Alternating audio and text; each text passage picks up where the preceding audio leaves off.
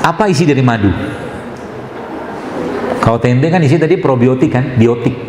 Dia bakteri baik gitu kan.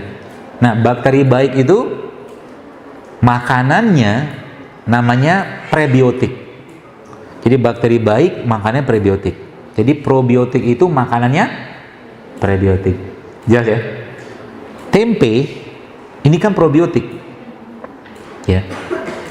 Ketika teman-teman katakanlah kasih dia madu sebagai prebiotiknya, maka bakteri dalam tempe tadi akan berkembang biak. Kalau dia berkembang biak ketika masuk ke pencernaan kita, maka dia akan perbaiki isi ususnya. Ya, seperti itu ya gampangannya. Atau juga mungkin teman-teman bisa pakai ini. Sumber prebiotik yang paling baik. Jadi saya saya pengen pesan kepada Anda, mari jadi pemuda atau akhwat atau ikhwan rimpang, rempah dan kurma. Ya, jadi tiap hari itu Anda mengkonsumsi makanan-makanan sehat gitu loh. Ya, sekarang jadi tempe nih setahu saya jenis bakterinya bukan bakteri yang kuat tahan panas. Nanti coba tanya ahlinya. Ya. Jadi kalau kita makan tempe goreng itu sebenarnya sudah banyak yang berkurang. Makan mungkin feeling saya sudah habis tuh bakteri mati. Sedangkan dia kan probiotik gitu kan, bakteri kan, gitu. Jadi semakin banyak probiotiknya, semakin banyak prebiotiknya yang masuk ke badan kita, nih saya kasih solusinya aja. Akan semakin sehat banget. Itu sebabnya dalam hari-hari teman-teman sekalian, saya pesan aja 4 hal ini yang Anda coba masukin dalam list makanan. Ya. Yang pertama apa? Madu. Ya. Madu yang bagus, madu yang asli itu mana? Jawaban saya madu yang jelas sanatnya, madu yang jelas perawinya, madu yang jelas matannya. Yang belajar hadis paham. Yang nggak paham diam aja. Madu yang jelas sanatnya, ngambil dari mana? Perawinya siapa yang mengambilnya? Matannya bagaimana kandungannya, itu loh. Ya. Yang pertama madu, yang kedua apa? Jangan lepas ini. Kurma. Ya, tidak hanya Ramadan, daripada Anda beli gorengan tiap hari, lebih Anda makan kurma. Jelas jauh lebih berkualitas. Ya, jadi seperti itu. Yang ketiga apa? Yang ketiga ya. Rempah. Apapun bentuknya. Ya, rempah itu contohnya apa sih?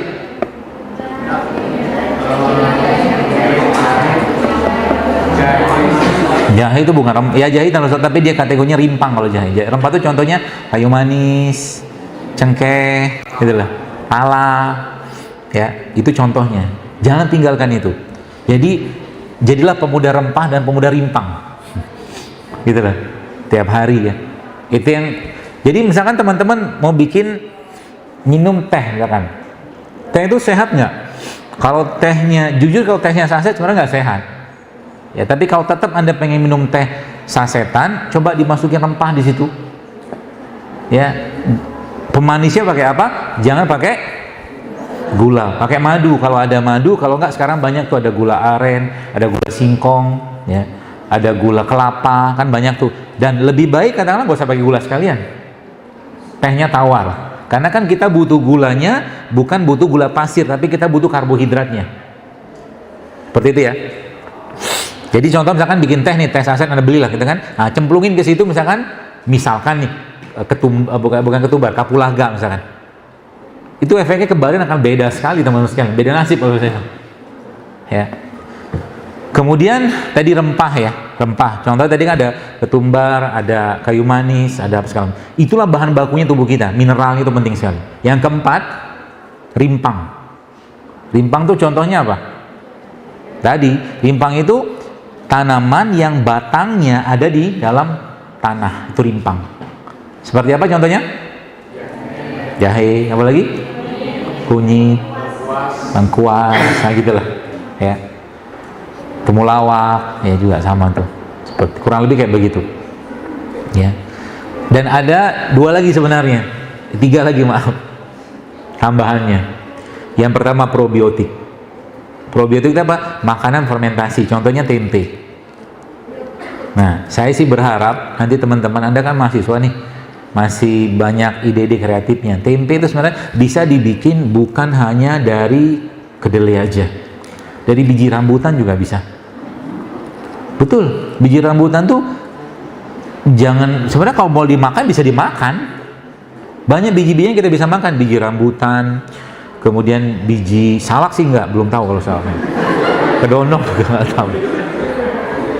Biji rambutan, biji anggur, biji semangka, biji durian. Biji durian itu sangat tinggi asam aminonya. Jadi kalau teman-teman bikin tempe dari non kedelai itu bagus sebenarnya, banyak pilihan biji-bijiannya. Dan belum banyak yang buat. Bikin tempe ini kan gampang sebenarnya kan. Modal ragi doang.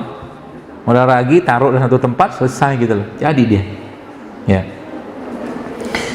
Jadi bikin sebenarnya itu probiotik ya. Jadi makanan itu sebabnya mungkin adik-adik mungkin pernah baca bahwa salah satu makanan paling sehat di dunia namanya apa?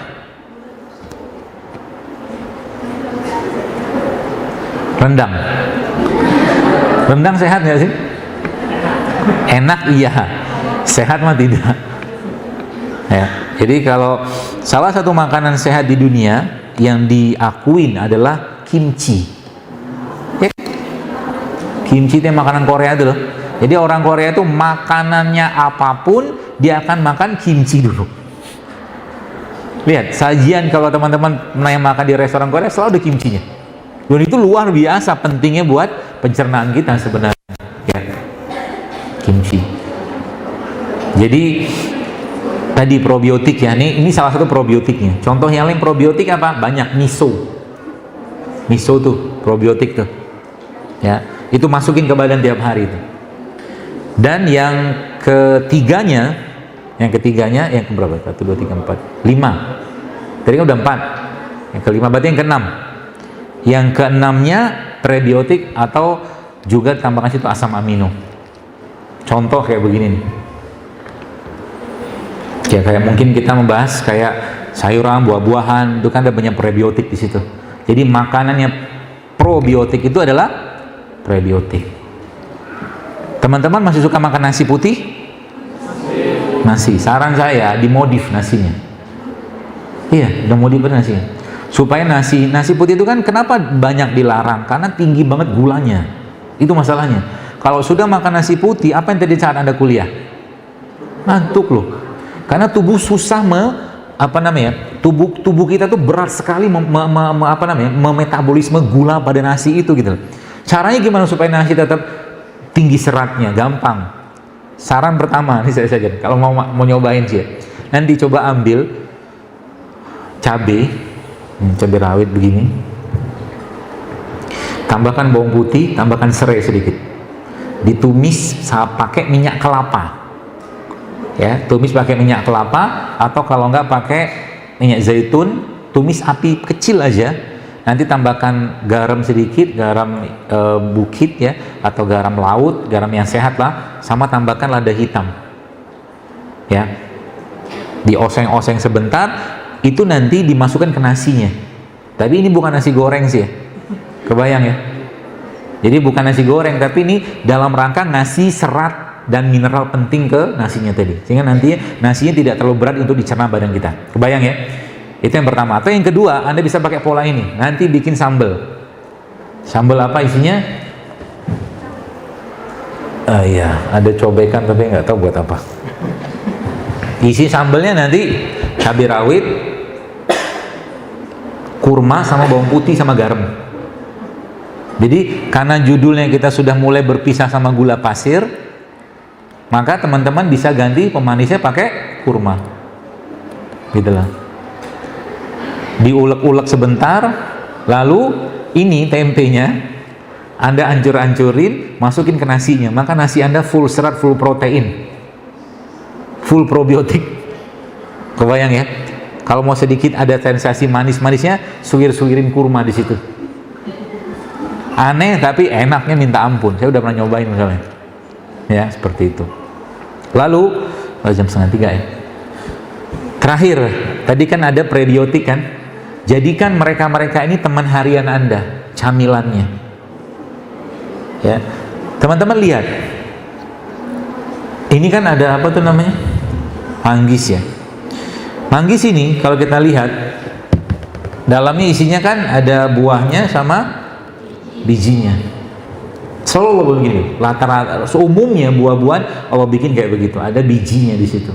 Dan bijinya ini umumnya sebagian besar kandungan gizinya sangat tinggi. Jadi kalau makan manggis, yang saya sampaikan, makan sama bijinya.